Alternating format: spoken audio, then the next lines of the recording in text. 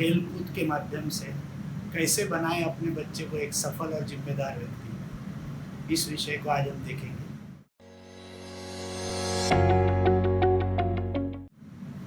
किस खेल-कूद की बात कर रहे हैं आज? उन क्लासेस की या उन गेम्स की और स्पोर्ट्स की जो स्कूल में सिखाए जाते हैं? नहीं, उस खेल-कूद की हम बात नहीं कर रहे हैं। उस गेम्स और स्पोर्ट्स की भी हम बात नहीं कर रहे हैं, जहाँ कोई एडल्ट व्यक्ति होता है, जैसे कि टीचर, पेरेंट या कोच, और जहाँ बच्चों को कुछ खेल-कूद या गेम सिखाए जाते हैं, उस खेल-कूद की हम बात नहीं कर रहे हैं। आज हम उस खेल-कूद की बात कर रहे हैं, जहाँ पर किसी प्रकार से कोई एडल्ट नहीं होता है। बच्चे अपने आप में खेलते हैं, मस्ती करते हैं। उस स्वच्छंद खेल की, उस फ्री प्ले की या उस अनसुपरवाइज़्ड प्ले की हम आज बात कर रहे हैं। तो आज हम देखेंगे कि कैसे इस अनसुपरवाइज़्ड प्ले से बच्चे को बड़ा होकर एक बहुत ही सफल और ज़िम्मेदार व्यक्ति हम बना सकते हैं। अतिप्रगत मानव ने, आज के अतिप्रगत मानव ने 2 बहुत बड़ी गलतियाँ इस खेल-कूद के बारे में की हैं।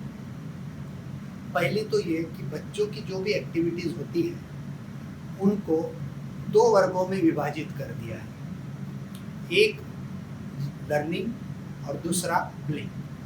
लर्निंग यानी शिक्षा, जिसमें बच्चा कुछ सीखता है, उसमें डाल दिया है स्कूल, होमवर्क, ट्यूशन या कोई खेल-कूद, स्पोर्ट्स सीखने के लिए जो क्लासेस लगाए जाते हैं। और दूसरी ओर रखा है प्ले को, जो एक मनोरंजन के लिए किया जाता है, जिसमें अनसुपरवाइज़्ड प्ले आता है। तो इन 2 भागों में विभाजित करने की वजह से हम ये सोचने लग गए हैं कि ये जो अनसुपरवाइज़्ड प्ले है, इसका शिक्षा से या सीखने से कोई भी ताल्लुक नहीं है। ये सिर्फ मनोरंजन के लिए किया जाता है, एंटरटेनमेंट के लिए किया जाता है। यहाँ तक कि हमने लर्निंग और प्ले को एक दूसरे का अपोजिट वर्ड भी समझने लग गए हैं। हम देखेंगे कि इस खेल-कूद से, इस अनसुपरवाइज़्ड प्ले से, जिसको हम एंटरटेनमेंट का काम समझते हैं बच्चों के, उससे कैसे हम बहुत सारी सोशल स्किल्स या सॉफ्ट स्किल्स बच्चे सीखते हैं, और जिसका उपयोग बच्चों के जीवन में बड़ा होने के बाद शायद अपनी शिक्षा से भी ज़्यादा हो सकता है, अपनी पढ़ाई-लिखाई से भी ज़्यादा हो सकता है। तो ये कैसे होता है? जैसे बच्चा जब अनसुपरवाइज़्ड प्ले के लिए निकलता है, तो उसको अपने साथ खेलने के लिए कोई पार्टनर चाहिए, या तो भाई-बहन हो या घर के बाहर जाकर दोस्त हो। अब ज़रूरी नहीं है कि उस समय जब बच्चे को खेलना हो तो कोई तैयार होगा खेलने के लिए, कोई अड़चन हो सकती है सामने वाले बच्चे को। तो यह बच्चा जिसको खेलना है, वो किसी भी तरह समझा-बुझा कर या उसके काम में मदद करके या उस बच्चे के पेरेंट्स से बात करके किसी तरह से उस बच्चे को अपने साथ खेलने के लिए तैयार करता है।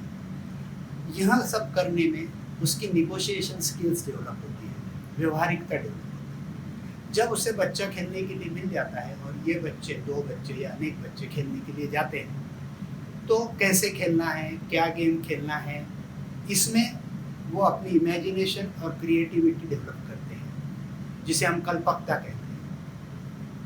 स्कूल और कॉलेज में हम क्या पाते हैं कि वहाँ कोई बच्चों को जज करने के लिए है, वो अच्छा कर रहा है, खराब कर रहा है, सही कर रहा है, गलत कर रहा है, ये देखने के लिए कोई न कोई होता है। जबकि अनसुपरवाइज़्ड प्ले में कोई भी नहीं होता है, और ये कहा जाता है कि जहाँ भी जजमेंटल होते हैं बच्चों के साथ हम, वहाँ पर क्रिएटिविटी कम होती है। तो फ्री प्ले में, अनसुपरवाइज़्ड प्ले में क्रिएटिविटी बढ़ती है। उसके बाद जब बच्चे अनसुपरवाइज़्ड प्ले करते हैं, तब उनको आपसी सहयोग एक दूसरे का लेना पड़ता है, कोलैबोरेशन करना पड़ता है, पार्टनरशिप करना पड़ता है, और इसमें बच्चे सहकारिता सीखते हैं। स्कूल में क्या होता है? स्कूल में बच्चे कंपटीशन सीखते हैं, मगर अनसुपरवाइज़्ड प्ले में बच्चे कोऑपरेशन सीखते हैं। उसके बाद सभी के साथ मिलजुल कर ये खेल खेलना होता है, इसलिए इसमें टीम वर्क का भी डेवलपमेंट होता है। उसके बाद यहाँ पर बच्चों को डिसीजन अपने आप लेना पड़ता है, कोई थर्ड एम्पायर वहाँ नहीं होता है, इसलिए बच्चों का डिसीजन मेकिंग भी बढ़ता है। समय समय पर इस खेल खेलते समय में बच्चों को बहुत सी कठिनाइयाँ उसी समय आती हैं। जैसे मान लो वो क्रिकेट का खेल खेल रहे हैं और स्टंप नहीं है, तो वो स्टंप या तो ड्रॉ कर लेंगे किसी दीवार पर, यहाँ वहाँ कोई चीज़ ऐसी रख देंगे जहाँ पे 3 लकड़ियाँ हों और वो किसी बॉटल में रख दी।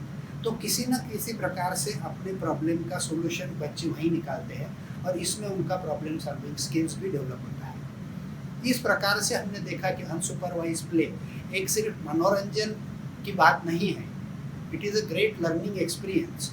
और यहाँ हम ये देखेंगे कि जो लर्निंग में जो एक्टिविटीज़ हमने डाली थी उससे भले ही उसको सीख करके बच्चा अपने एग्ज़ाम में मार्क ज़्यादा दिलाएगा, मगर अनसुपरवाइज्ड प्ले में अगर बच्चा ज़्यादा इन्वॉल्व होता है तो अपने जीवन के एग्ज़ाम में वो ज़्यादा मार्क मिलाएगा। अब हम दूसरी गलती की तरफ आते हैं कि दूसरी गलती मानव ने क्या की है। दूसरी गलती ये की है कि बच्चे के खेलकूद को हम चाइल्डिश समझते हैं, बचकाना समझते हैं, और यहाँ तक कि हम उसे बच्चों का खेल कहते हैं। बच्चों का खेल हम किस चीज़ को कहते हैं? जो चीज़ हमें बहुत महत्वपूर्ण नहीं लगती तो हम कहते हैं ये क्या बच्चों का खेल है। तो इस प्रकार से कोई भी सब्जेक्ट को अगर आपको डेवलप करना हो तो आप क्या करते हैं बच्चों के साथ? तो आपको लगता है कि बच्चा मैथ्स में अच्छा डेवलप हो या म्यूज़िक में अच्छा डेवलप हो, तो हम क्या करते हैं? उसका सराव करते हैं, उसका प्रैक्टिस करते हैं। मगर एक चीज़ की प्रैक्टिस करना हम हमेशा भूल जाते हैं जो कि हर बच्चे को लगने वाली है। हो सकता स्कूल में पढ़ी हुई कुछ सब्जेक्ट बच्चे के काम में आए या ना आए, मगर जो बात मैं बता रहा हूँ वो तो हर बच्चे को काम में आने वाली है, मगर हम उसकी ही प्रैक्टिस कराना भूल जाते हैं। क्या है वो बात? वो बात है एडल्टहुड, वयस्कर होना, प्राउड होना। कि एडल्टहुड की प्रैक्टिस हम कहाँ कराते हैं बच्चे को? अगर हम एडल्टहुड की प्रैक्टिस कराएंगे तो बच्चा एडल्ट होके सही, जिम्मेदार और सफल व्यक्ति बन पाएगा। तो कैसे कराएं एडल्टहुड की प्रैक्टिस? तो ऐसा कहते हैं कि unsupervised play is practising adulthood. ये कैसे? क्या होता है फ्री प्ले में या अनसुपरवाइज्ड प्ले में? बच्चे को अपनी खुद की जिम्मेदारी लेनी पड़ती है, उसको अपने रूल्स होते हैं, उसको अपने डिसीजंस लेने पड़ते हैं। पूरी जिम्मेदारी इस अनसुपरवाइज्ड प्ले में बच्चे की खुद की होती है। और यही होता है एडल्टहुड में कि आपको कोई गाइड करने के लिए नहीं है। ज़िंदगी में आपके अपने रूल्स है, अपने डिसीजन है और आप अपनी खुद की रिस्पॉन्सिबिलिटी उठाते हो। तो ये बच्चा अनसुपरवाइज्ड प्ले से सीखता है। दूसरी एक बहुत बड़ी बात है अनसुपरवाइज्ड प्ले में जो आप देखेंगे कि हर पार्टी बच्चे में खेलने वाले, उस गेम में खेलने वाली दोनों पार्टी, दोनों बच्चे फ्री टू क्विट है, यानी उस एक्टिविटी को, उस गेम को छोड़ के जाना यह ऐच्छिक है और हर बच्चे के अपने मन पे डिपेंड करता है। वो चाहे जब उस गेम को छोड़ के जा सकता है। तो ऐसी परिस्थिति जहाँ होती है, जहाँ दोनों पार्टीज फ्री टू क्विट है, वहाँ एक बहुत ही अलग सी खासियत चीज़ें होती है, बहुत ही खास चीज़ें होती है। वो है कि दोनों पार्टी को ये देखना पड़ता है कि उसके सामने की पार्टी को उस एक्टिविटी में पूरा आनंद आए, पूरा मज़ा आए। अगर नहीं आएगा तो दूसरी पार्टी उस गेम को छोड़ देगी और इस व्यक्ति को गेम खेलना आगे बंद हो जाएगा। इसके लिए उसके मन के अंदर झाँक के देखना पड़ता है कि उसको क्या चीज़ करने से उस एक्टिविटी में रहेगा।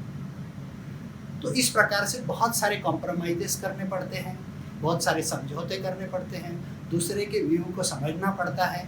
आप असर्टिव हो सकते हो मगर डोमिनेटिंग नहीं हो सकते, यानी आप निश्चयपूर्वक हो सकते हो मगर दूसरे पे हावी नहीं हो सकते, क्योंकि ऐसा करने में दूसरी पार्टी उस गेम को बंद कर देगी और आपका अनसुपरवाइज्ड प्ले कंटिन्यू नहीं होगा।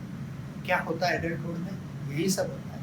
आप मैरिज में देखिए, फ्रेंडशिप में देखिए, आप कोई बिजनेस कर रहे हो तो आप एम्प्लॉयर और एम्प्लॉय के रिलेशनशिप में देखिए, हर जगह फ्री टू क्विट होता है दोनों पार्टीज। और फ्री टू क्विट होने में इतनी चीज़ें, इतने समझौते करके हम दूसरा व्यक्ति भी इस रिलेशनशिप में बना रहे हैं, इसके लिए हमको कार्य करना पड़ता है। और यही चीज़ बच्चे अनसुपरवाइज्ड प्ले में सीखते हैं। दूसरी एक चीज़ अनसुपरवाइज्ड प्ले में होती है कि आपको जो भी नेगेटिव इमोशन आएंगे, जैसे कि गुस्सा आएगा, बच्चे को कोई लोट देगा, गिरा देगा, बच्चे के मन से कोई चीज़ नहीं होगी, बच्चा हार जाएगा, तो इन सब चीज़ों में बच्चे को जो गुस्सा आता है उस पर काबू करना, ये बच्चे को अपने आप को खुद को सीखना पड़ता है। गुस्से पे नियंत्रण करना ताकि प्ले कंटिन्यू हो।